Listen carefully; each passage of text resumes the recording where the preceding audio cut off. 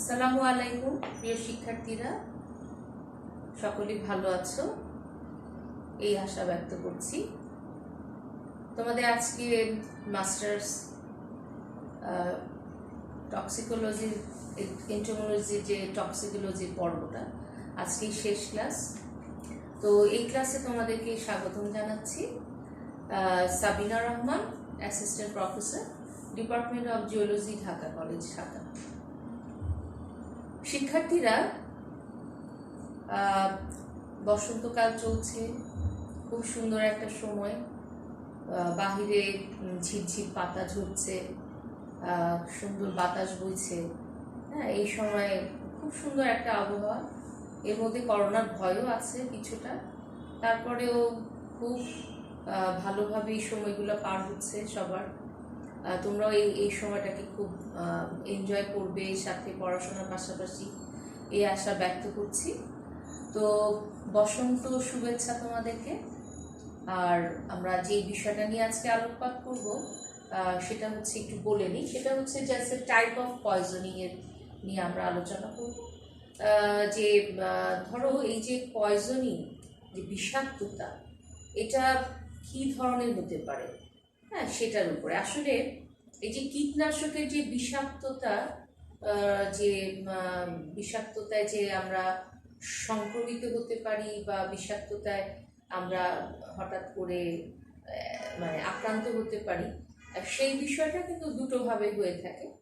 হ্যাঁ, একটা হচ্ছে ধরো এটা হচ্ছে আকস্মিক বা অ্যাক্সিডেন্টাল যে পয়জনিং, যেটা আমি বলবো কি অ্যাক্সিডেন্টাল পয়জনিং। আর এটা হচ্ছে গ্রাজুয়াল পয়জনিং, মানে হচ্ছে ধারাবাহিক বিষক্রিয়া।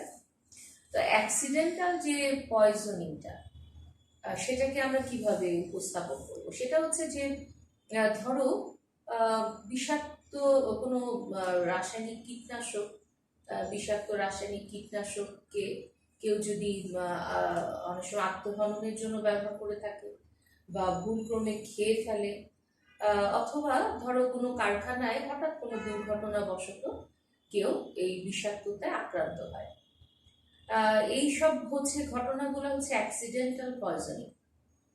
এবং এটার এক্সাম্পল হিসেবে বলা যায় যে 1984 সালে ভারতে যে ভোপালে একটা আমেরিকান যে একটা রাসায়নিক কারখানা ছিল, সেই কার্বাইড যে সায়ানাইড, সেই বিষক্রিয়ায় মানে কার্বাইড রাসায়নিক কারখানায় যে, তো ওই 1984 সালে যেই কার্বাইড মানে রাসায়নিক কারখানায় যে দুর্ঘটনা হয়, সেখানে অনেকেই দুর্ঘটনা কবলিত হয়ে রাসায়নিক যে কীটনাশকের যে বিষক্রিয়ায় আক্রান্ত হয়ে অনেকেই কিন্তু মারাও গিয়েছিল।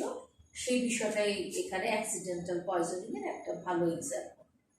আচ্ছা, এরপরে হচ্ছে গ্রাজুয়াল, যেটা দ্যাট মিনস হচ্ছে ধারাবাহিক বিষক্রিয়া। মনে করো যে দীর্ঘদিন কোনো রাসায়নিক কীটনাশক তৈরির কারখানায় যারা কাজ করছে, তারা ধীরে ধীরে গ্র্যাজুয়ালি কিন্তু এই ধরনের বিষক্রিয়া আক্রান্ত হতে পারে। অথবা ধরো এইসব রাসায়নিক বিষক্রিয়া যেখানে প্রয়োগ করবে, সেই প্রয়োগের ক্ষেত্রে তারা সেটা ব্যবহার করছে, প্রয়োগের সাথে জড়িত, এইসব কারণে তারা দীর্ঘদিন এই প্রক্রিয়ার সাথে জড়িত থাকাতে ধীরে ধীরে গ্র্যাজুয়ালি এরা এইসব বিষক্রিয়া কিন্তু আক্রান্ত হচ্ছে। আচ্ছা, এখন আসলে আমরা একটু বোর্ডে যাই জুম করে। সেটা হচ্ছে এই যে পয়জনিং যেটা হচ্ছে, বিষক্রিয়া আক্রান্ত হতে হচ্ছে, সেটা অ্যাকিউট পয়জনিং হতে পারে, ক্রনিক পয়জনিং। অ্যাকিউট হচ্ছে ক্ষণস্থায়ী আর ক্রনিক হচ্ছে দীর্ঘস্থায়ী। এই অ্যাকিউট যেটা, সেটা দেখো দুর্ঘটনাবশত কিংবা ইচ্ছাকৃতভাবে কম বা বেশি পরিমাণ পেস্টিসাইডের সংস্পর্শে আসা, যার ফলে তাৎক্ষণিক প্রতিক্রিয়া বা লক্ষণ প্রকাশ পায়।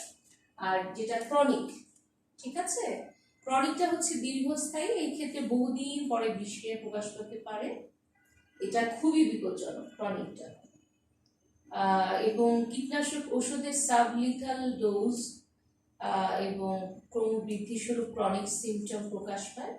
এর ফলে কি হয়, নানা শারীরিক অসুবিধার সৃষ্টি হতে পারে, যেমন ধরো ক্যান্সার হতে পারে, কিছু শারীরিক ত্রুটি হতে পারে। আচ্ছা, পেস্টিসাইড যে পয়জনিং এবং তার যে সিমটমস গুলা দেখা যায় সেটা আমি একটু আলোচনা করছি। পেস্টিসাইড যে পয়জনিং গুলা, হ্যাঁ, যেমন ধরো পেস্টিসাইড পয়জনিংটা সাধারণত 3টি পর্যায়ে ঘটে। এক নম্বর হচ্ছে ওরাল ইনজেকশন, ত্বকের ডার্মাল কন্ট্যাক্ট অ্যান্ড শ্বাস গ্রহণ ইনহেলেশন। আচ্ছা, গলাৎকরণ যেটা, সেটা এই ক্ষেত্রে পেস্টিসাইড মুখে পরিপাক নালীর মাধ্যমে পাকস্থলীতে প্রবেশ করে এবং খাদ্যের সাথে মিশ্রিত হয়ে যায়।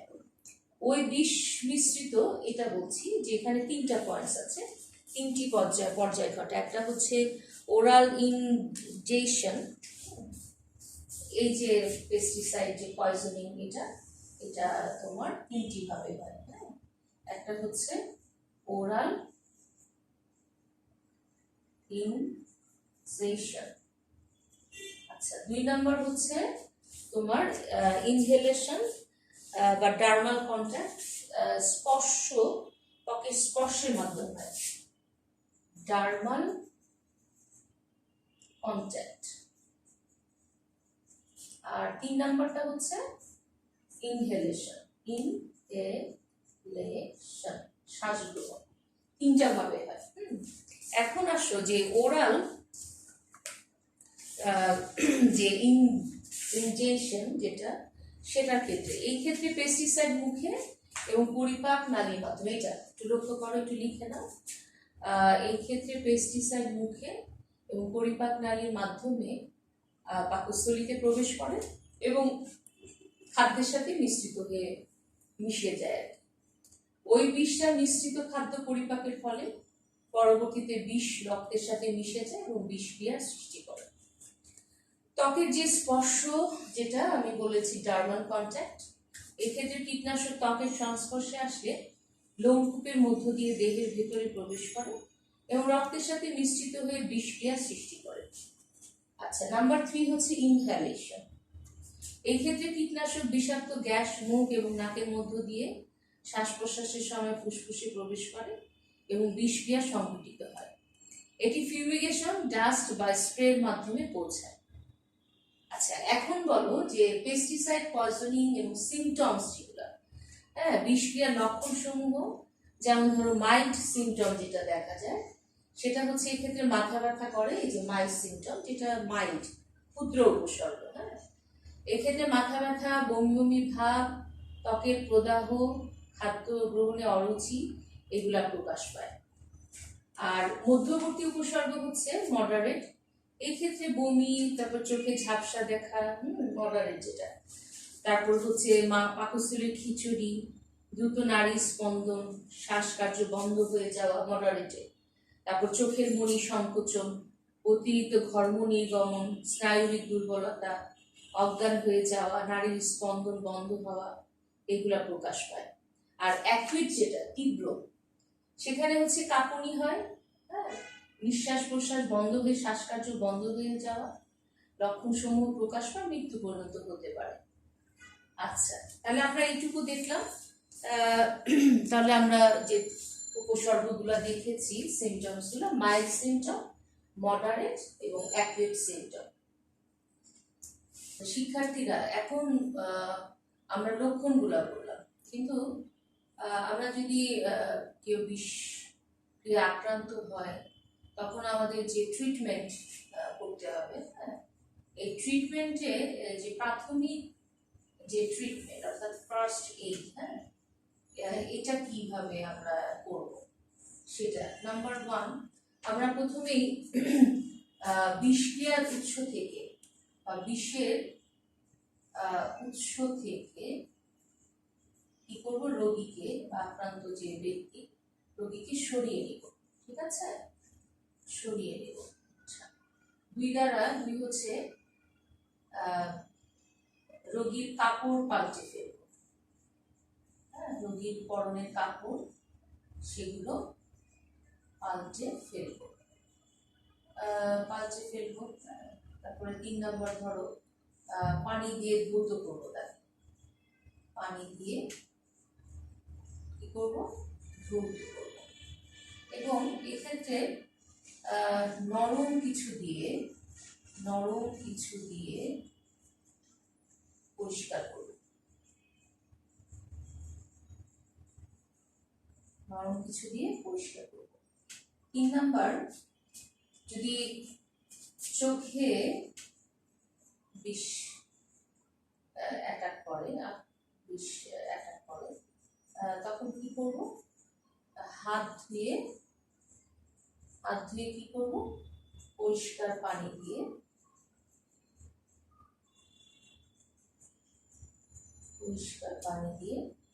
10 থেকে 15 মিনিট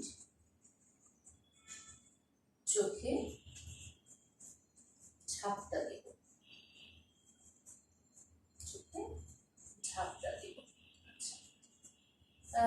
4 নম্বর গেল, তাই না?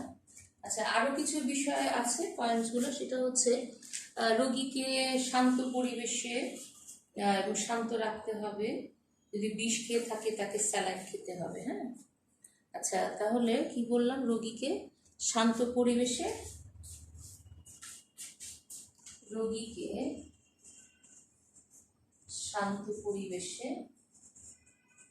শান্ত রাখতে হবে, যাতে কখনো অস্থির না হয়ে পড়ে।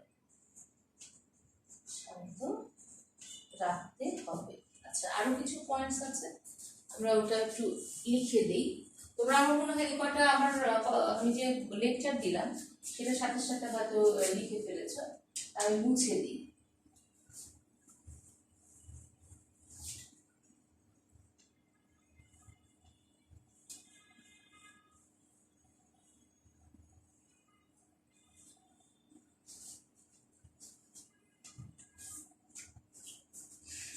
তারপরে যেটা বললাম যে যদি সে পাকস্থলীতে অ্যাটাক করে, অর্থাৎ যদি রোগী বিষ খেয়ে থাকে, তাহলে তাকে স্যালাইন খাওয়াতে হবে। কি করতে হবে? বিষ খেয়ে ফেললে রোগীকে স্যালাইন খাওয়াতে হবে। তারপরে হচ্ছে যদি খিঁচুনি হয়, তাহলে কি করতে হবে?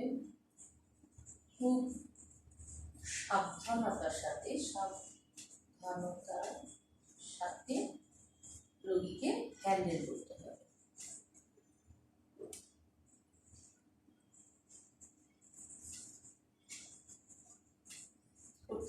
যাতে তার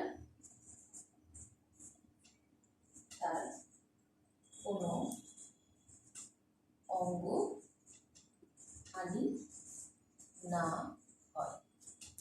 হ্যাঁ, তাহলে ফার্স্ট স্টেজে আমরা এই ট্রিটমেন্টগুলো আমরা দিতে পারি। আচ্ছা, তারপরে হচ্ছে যে যদি রোগী অজ্ঞান হয়ে যায়, কি করতে হবে? যদি রোগী অজ্ঞান হয়ে যায় তাহলে মুক্ত বাতাস যাতায়াতের ব্যবস্থা করতে হবে। রোগীর মুখে কোনো খাদ্যকণা বা ফেনা লেগে থাকলে তা পরিষ্কার করতে হবে। রোগী যাতে কষ্ট না হয় সেই ব্যবস্থা করতে হবে। রোগীকে চিৎ করে শুইয়ে দিতে হবে, মাথা যেন পাকস্থলী লেভেলে সামান্য নিচে হয়। রোগীকে তাড়াতাড়ি হাসপাতালে নেওয়ার ব্যবস্থা করতে হবে। ডাক্তারকে যথাযথভাবে বিষাক্ত পদার্থ সম্পর্কে নিশ্চিত করতে হবে এবং বিষের ধরন সম্পর্কে নিশ্চিত করতে হবে। অ্যান্টিডোজ, পয়জনিং এর চিকিৎসা কীটনাশকের বিষক্রিয়াকে যে ওষুধ নষ্ট করে দেয় তাকে অ্যান্টিডোজ বলে। চিকিৎসার প্রথমে অ্যাকুয়েট বা ক্রনিক যে পয়জনিং হোক না কেন, আমাদের অবশ্যই জানতে হবে কোন ধরনের বিষ দেহের সংস্পর্শে এসেছে। রোগীকে হাসপাতালে নেওয়ার সাথে সাথে পয়জনের কাগজপত্র, বিষাক্ত পদার্থের প্যাকেট নিয়ে যেতে হবে। এই নিম্নোক্ত ওষুধ রোগীকে খাওয়াতে হবে। তাহলে আমরা কি বললাম? পয়জনিং এর চিকিৎসা কীটনাশকের বিষক্রিয়াকে যে ওষুধটা নষ্ট করে দেয়, অ্যান্টিডোজ যেটা বলে, টিকা হিসেবে এটা তোমরা লিখে নিতে পারো।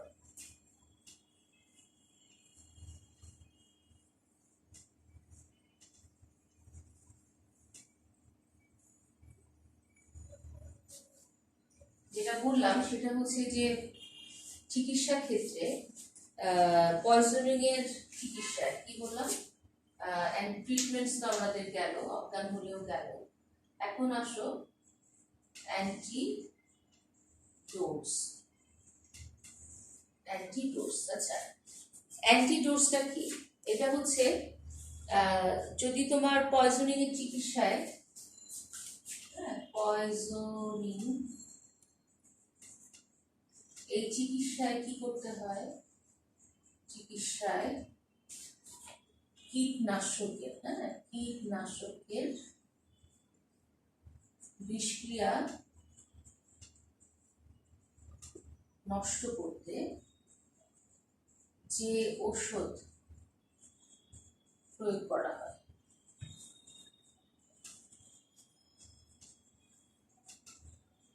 তাকেই বলা হয় অ্যান্টিডোটস। ওকে, তাকে বলা হয় হচ্ছে অ্যান্টিডোটস। আচ্ছা, প্রথমে আমাদের যেটা দেখতে হবে যে অ্যাকুয়েট বা ক্রনিক যে ধরনের পয়জনিং এ হোক না কেন সেটা অবশ্যই জানতে হবে। কোন ধরনের বিষ দেহের সংস্পর্শে এসেছে সেটার সাথে করে নিয়ে যেতে হবে এবং মোটামুটিভাবে নিচের ওষুধগুলো খাওয়াতে হবে। যেমন হচ্ছে মনে করো যে অ্যালড্রোপিন, পয়জনিং সংঘটিত হলে সাধারণত অ্যালড্রোপিন প্রয়োগ করতে হয়। এটি পয়জনিং এর ক্ষেত্রে অত্যন্ত গুরুত্বপূর্ণ ওষুধ। এটি অর্গানোফসফরাস এবং কার্বামেটের ক্ষেত্রে বেশি কার্যকরী, কিন্তু অর্গানোক্লোরিন এর ক্ষেত্রে অ্যালড্রোপিন দিলে উপকারের বদলে ক্ষতি হয়। কীটনাশক তো অর্গানোফসফেট, কার্বামেট, অর্গানোক্লোরিনেট, অর্গোনোকে। আচ্ছা, তাহলে আমরা দেখতে পাচ্ছি অ্যালড্রোপিন যেটা দেওয়া হয়, অ্যালড্রোপিন যে ওষুধটা, নামটা একটু লিখে নাও, তোমাদেরও কাজে লাগতে পারে। কোনো কোনো সময় যদি কেউ অ্যাটাক পায় রাসায়নিক ক্রিয়ায়, তাহলে অ্যালড্রোপিন এই ওষুধটা দেওয়া হয়। সাধারণত তোমরা জানো যে কীটনাশকের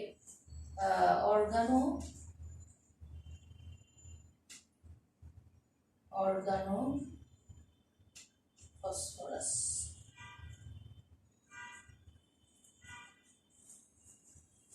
কার্বামেট